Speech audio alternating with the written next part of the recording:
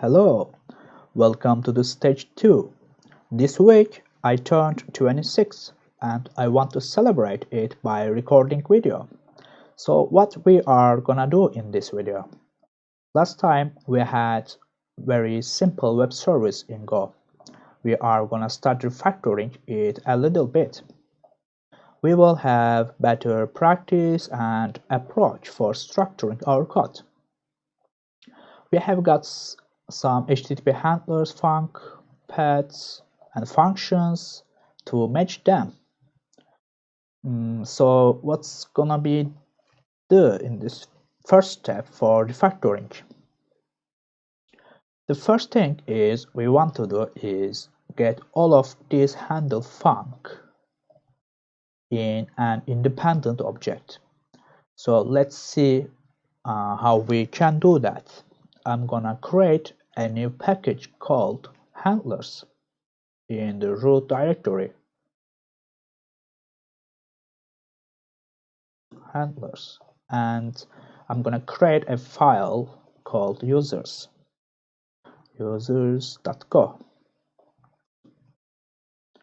It's a blank file for now. Well, if you remember the last video, we covered HTTP handle func was an interface which has a single method on it serves HTTP response writer. I'm gonna show it. HTTP response writer and HTTP request. We have already created it here. So we will have a struct which implements the interface HTTP handler. Go is a multiple paradigm language. It also supports object-oriented programming by way of structs. Structs borrowed from C. Objects or structs are defined with the struct keyword. So let's do that. I'm gonna create an empty struct. Type user struct keyword, and we are going to transfer HTTP func for user handlers. Type is user serve HTTP, and I'm going to provide the function HTTP handler function signature, HTTP response writer, and request. So we can copy and paste from these codes, handler codes.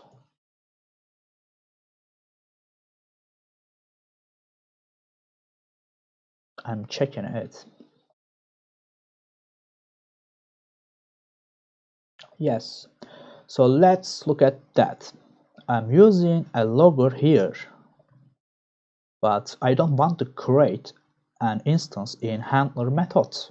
Because of that, I'm gonna define on my handler a field. I'm gonna add log and its type is log.logger. For example, L type is log.logger. After that, I'm going to have a function called newUser. It will take log.logger type and it's going to return user handler. For instance, func newUser, we will get L type logger, and I'm going to return user struct, user object, user, and it gets as a parameter L. It is log.logger. Actually, we have no different stop. We have no different point from last video. It works by same result. I think this is more useful and clean. I'm gonna replace that log.println line with u.l because L is log.logger. Here, u.l. In main.go file, we need to create a reference to the user handler. Therefore, we can remove these lines from now on, and I'm going to an instance from log.logger. I'm creating a new instance, and there are some parameters that I'm going to explain. Standard out. We need to give a prefix, for example, user API. I'm going to show in the terminal logs, and last is lst flags. Yep, it imports automatically. Yep, and I'm going to create our user handler. Handlers and new user. This handler is my package here. We have just created it a few minutes ago, and we have a function called new user from here. New user gets a parameter, it is L, so type is log.logger. Here I'm just giving a standard out log. I'm giving a prefix for the logs, and it is user API, and you can give it whatever you want. We need to give flags, and I give standard flags for logs. After that, I'm passing it with new user function. So we are just supposed to register our handler with my server. Okay, so let's sum up the point. When a request comes into our server, the server has a default handler. From now on, we want to have our own handlers. Therefore, we are gonna create Servox by calling a function. It is new Servox, and we are going to register our user handler. For example, I'm going to create a new Servox. http://new Servox, and as handle, I'm going to pass an endpoint users. This is our path, and this is our user handler. From now on, we can pass our new servmax as a parameter into the server. http://listenerserve, port is 7070, and our handle is servmax. Let's just see that working properly like previous video. I'm going to run my main.go file. Go run main.go. We have to see the log. Our server is running, and I'm going to make a request. For example, localhost 770 and users. And yes, a request comes into this handler. Perfect.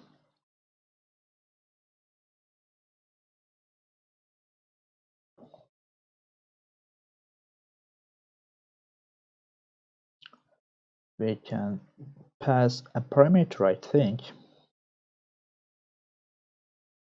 It runs.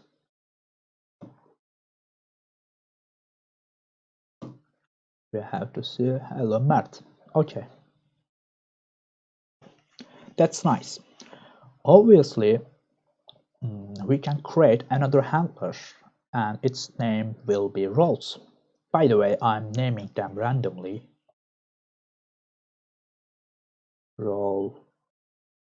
Roles.go. I think we can copy paste here.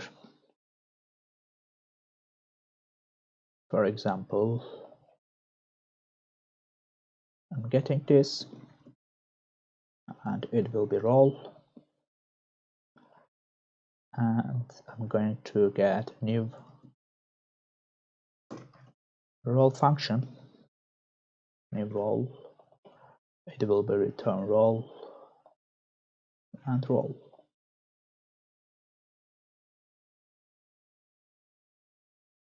And I'm going to just pass a string text to the client, therefore I'm not going to copy here.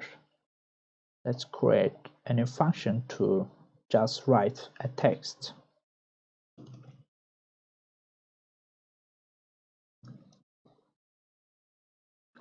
Function role type is role, so http rw http response writer, and what we will have request, http request. I'm going to just return as a string, right? Byte. For example, this is role handler. Well, we will create a new instance of role handler and I'm pass logger into that. Lastly, I register that with the endpoint like user handler in main.go file. For example, role handlers new role, and I'm passing again role log, and I'm going to create a path. It will be roles and role handler. Yep, we can test it. Let's clear the terminal and I'm going to run main.go file again. We will see the log and curl localhost 77 and roles. This is role handler. Nice. It seems it works well. This is what I expect. We have registered those two handlers, but we haven't finished refactoring yet. We will consider timeouts, where on our server.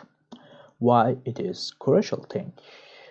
Because imagine that there are many connections that your server can connect at any one time. And so if a client connects to the server and starts to do something such as uploading a file or database transactions, connections, etc., they are blocked connections. These things are blocked connections. Once we get many blocked connections in our server, at the end the server might be fail. Therefore, we want to create the server manually to give some parameters such as timeouts. And I'm going to do that in that main.go file. Let's start. I'm going to create a server manually and by using HTTP server type. There are parameters here. This is the port and IP address and handler SM that we created. Error log will be L. Idle timeouts, that can be it. For example,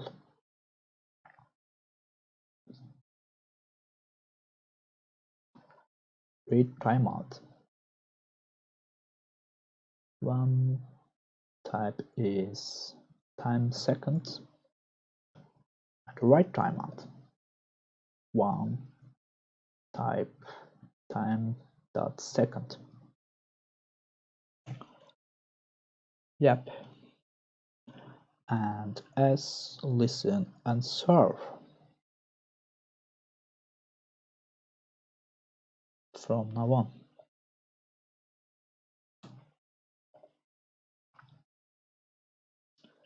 Right. What is the next thing? The last thing I want to cover is graceful shutdown. Graceful shutdown clearly is important as well, because if you have a large file upload or something like that, we need to shut the server down gracefully in the right way. If we don't do that, we might have a risk regarding closing connections between the server and client unexpectedly. In Go programming language, shutdown gets context parameter. We can create a context with deadlines and time. For example, I'm gonna give 20 seconds and the handlers couldn't finish in 20 seconds, the connection will be closed. I like to run this concept parallelly. We use Go expression here to have non-blocking code. It will start the server, like here. Go func I'll print ln starting server on port 770 error s listen and serve. Moving here, if there is an error, we can show fatal error. Oops. If it isn't equal to nil, we can show the error. And we are going to create context. I'm going to ignore the error for now. Context, not background, it will be context with timeouts. Context, background, 20 seconds, type time dot second, and shut down.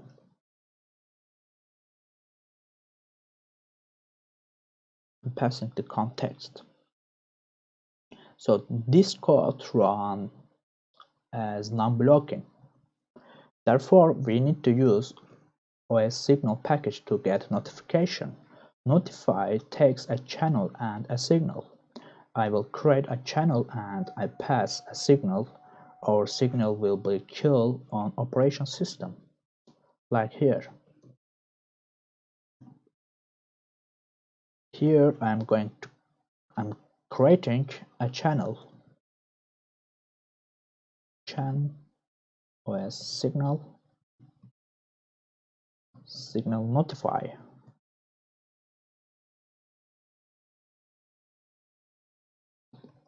Interrupt. Here our purpose, our goal is graceful shutdown to our server. Notify COS kill.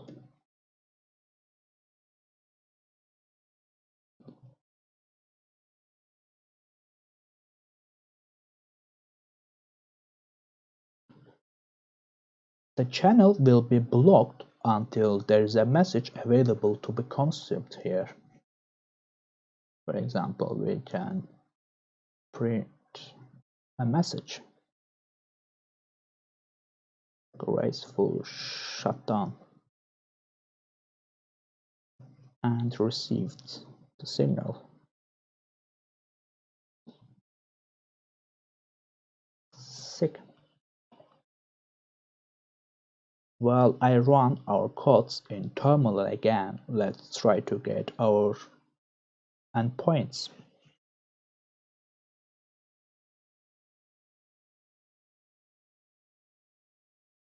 Go run main.go.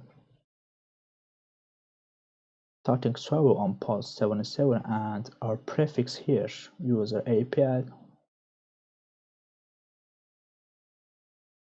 And I'm going to make a request. Roles, this is role handler, and hello Mert. This is our user's handler.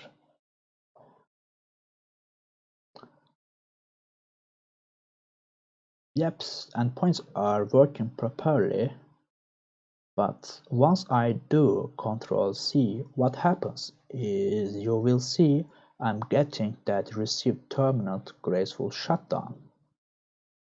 Like here. Graceful shutdown and receive the signal interrupt. Yep. Okay, from now on, any database connections and I can open or close, plus any large file uploads, I can finish connection, then the action has been done.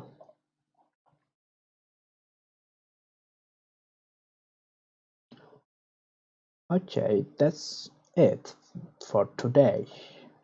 And I think today we have seen nice patterns and practices.